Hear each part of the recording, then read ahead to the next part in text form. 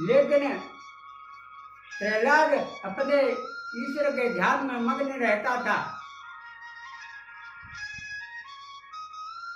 जो बताया उसे नहीं पढ़ता, बस हरि का नाम जपता रहता।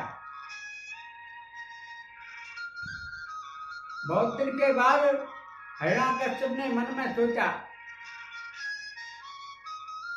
एक दिन प्रहलाद ने मन में सोचा कि मैं इसे अपने नगर का निरीक्षण तो कराऊं। तो प्रहलाद अपने नगर में की ओर चल पड़े और रास्ते में चले जा रहे तो एक कुमारी हवा लगा हुआ था और उसमें भयंकर अग्नि जल रही थी। वहीं कुमारी बैठी थी और गुनगुना रही थी, हे भगवान, इसमें ये बच्चे बिल्ली के लगे हुए ये बच जाएं, ये मन में कह रही थी। प्रहलाद ने कहा, बुढ़िया क्या बक रही है? बुढ़िया ने कहा, बेटा, इस हवा के अंदर 4 बिल्ली के बच्चे लग गए हैं, तो मैं भगवान से प्रार्थना कर रही हूँ कि बेचारे बच्चे बच जाएं। प्रहलाद ने कहा, बुढ़िया तू पागल तो नहीं हो गई? इतनी भयंकर अग्नि जल रही है और तू कहती है कि बच्चे बच जाएं। ऐसी अग्नि में कैसे बच सकते हैं?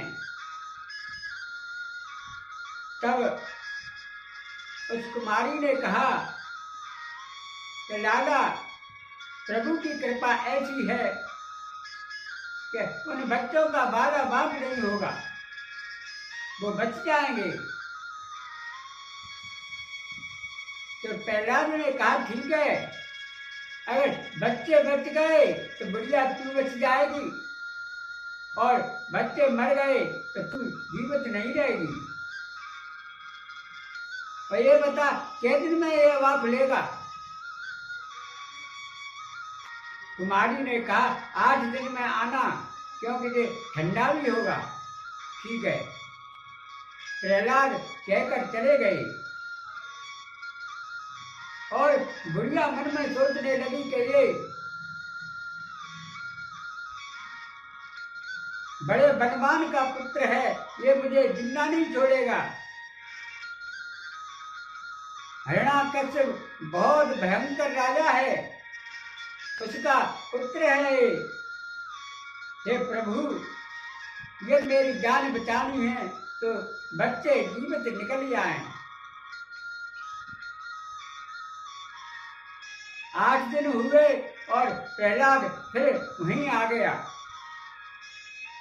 और बुढ़िया से कहा, हवा को खोलो, मैं आ गया। ठीक है लाला। कुमार आया और हवा को खोलने लगा। धीरे धीरे हवा को खोला तो नीचे जाकर बिल्कुल कच्चा घड़ा निकला। उसमें 4 बिल्ली के बच्चे खिलौने कर रहे और देख करके प्रहलाद बड़ा प्रसन्न हो गया और खुश हो करके और गुरुकुल के लिए चला गया। अब मन में सोचने लगा कि मेरा मारने वाला कोई नहीं है प्रभु के सिवा, और सिवाय हरि के कुछ नहीं जानता। राम नाम जपना पराया माल अपना, राम नाम ही जपता रहता। लोग उल्टा समझ लेते हैं बहुत से लोग, राम नाम जपना पराया माल अपना। बहुत से कहते हैं पराये माल को और लूट लीजिए, नहीं, पराये माल को अपना समझो। आप उल्टा कर देते हैं। इधर में हिरण्याकश्यप ने मन में सोचा, आज चलकर मैं देखूं तो सही मेरा बालक क्या पढ़ रहा है गुरुकुल में। और हिरण्याकश्यप चल पड़े। जाकर गुरुकुल में पहुंचे और प्रहलाद से कहा कि लाला आप क्या पढ़ रहे हो, कोई अच्छा सा पाठ मुझे भी बताइए।